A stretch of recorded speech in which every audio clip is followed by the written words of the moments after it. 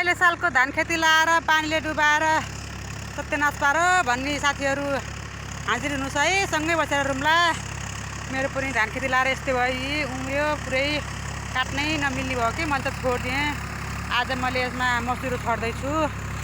हेर्नु ट्र्याक्टर पनि आइरहेको छ, मसुरो छर्नु मैले आज।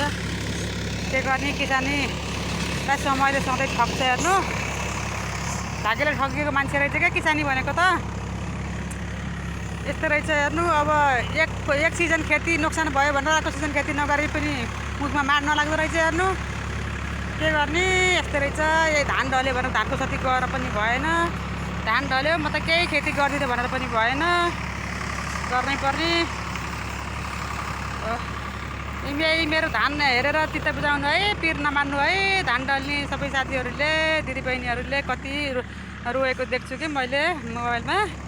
नरुनु होला भन्न चाहेँ। ल त है, मैले मसुरो छर्न गइरहेको छु। मैले राखेँ है, बाई।